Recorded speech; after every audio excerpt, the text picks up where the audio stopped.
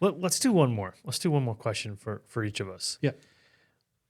And this, I think, I had to think through this question a little bit. I knew it was coming, but we didn't, like we said, we didn't have like crazy notes for this conversation. We didn't.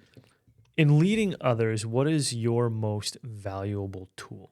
I mean, we reflected on our whole journey, lessons we've learned, things we've taken from our personal stories into our leadership roles. Yep. What's the one thing, the one most valuable tool? If you had to pick one thing, Easy. and that is Easy. My voice. your voice. Communication. It's the number one vehicle through which we influence others. So for you, it's your voice. Yeah. So it's a matter of learning to connect before you correct. It's a matter of people don't care how much you know until they know how much you care. It's actually So using making your voice those, in those areas? Absolutely. Absolutely. Long story short, and I'll try to make this shorter. I have had repeatedly over the decades a history of being able to connect well with people and make them feel comfortable. Mm-hmm. Way back when I was, I think, a junior in high school, there was a young lady in my youth group who was a year, I think she was a year younger than I was. 10th grade, going to my school, not having great relationship with her parents. One night, her mom got really mad at her and smacked her across the face hard. And I'm at home alone one night, and it's a snowstorm. You know, we're getting 6-7 inches of snow, and our outside lights are off because we're not expecting anybody in the snowstorm. And the doorbell rings, and it's her in a jean jacket, having walked 2.5 miles to my house. And she chose me because I made her feel safe and comfortable, right? It was my voice that helped her, right? I actually care about people.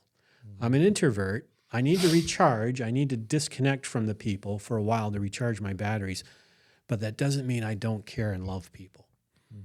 So, and fortunately, I didn't know what I was doing. I called Ron, my youth leader, and he was already set up as a foster parent.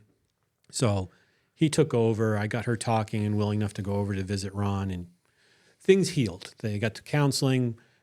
They healed the relationship, both between the mother, father, and daughter, and she went back and grew to be a very healthy young lady. Happy ending, fortunately. But even I've got now 25 years in the help desk industry, and I used to take phone calls. You know, I know, been on there.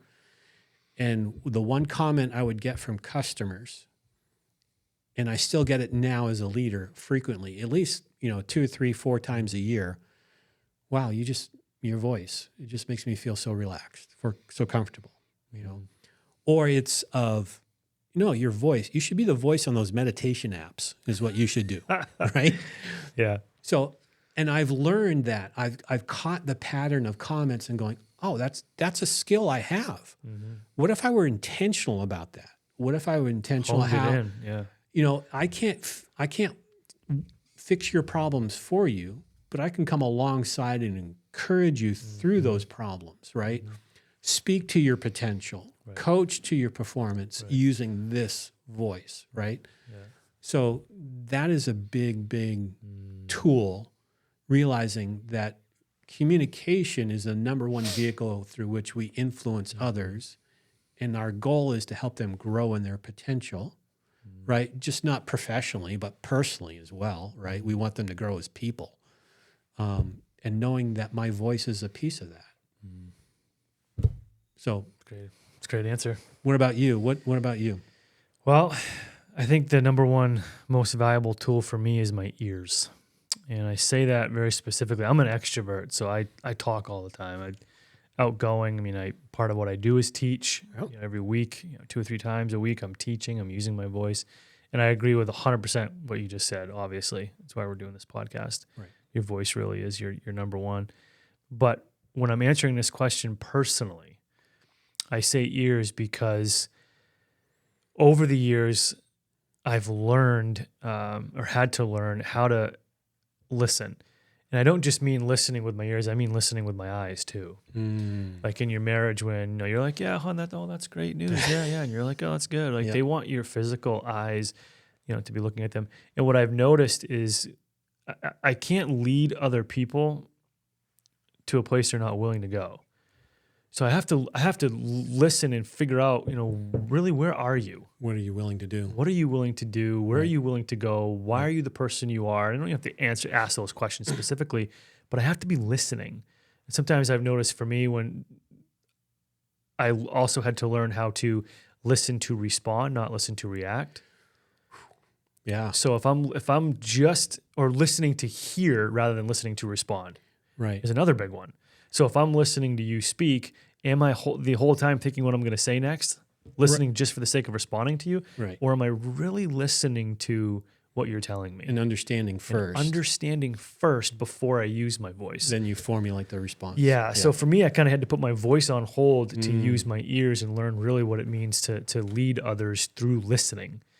Which I think too is, I've shared this on the podcast before, and you've heard me use the story before. I don't know why this is the way that it is. Maybe it's part of just being extroverted. Maybe it's just my face. I don't know. But I will meet someone, talking randomly, like at a gas station, or they stopped at a yard sale that I stopped at, Yep. and I'll somehow end up in this conversation with this person, and they're telling me things that they probably haven't told their therapist. And of course, I'm exaggerating that, but I'll go back and talk to my wife after being away from her for 3 minutes, and I'm like, oh yeah, that's so and so. I bumped into him, and he ended up telling me this, that, and he's from this place, and he does this for a job, and he's got 3 kids and a dog named Scruffy, and and she's like just looking at me like, how did you do that? How did you get all that information in 3 minutes? Yeah. And so for me, I've always been able to connect, but it's really listening to actually be able to understand, because what you do with that information that you just gathered in 3 minutes is going to be huge. How am I now going to use that to lead this person or to connect more deeply with the person? Yes. So I had to really listen, and sometimes you got to listen twice. And I say listen twice because sometimes you'll hear a person share a story, and if you don't ask the follow-up question, they're not going to learn anything from it. Right. So I have to think through now, not only am I hearing you speak, but I also want to be able to ask you a pointed question that really will help you draw out the own answer of what you learned through that experience. That's all ears. That's all listening to understand. So that's why when I really began to think through this question, it's got to be for me, my ears. Yeah.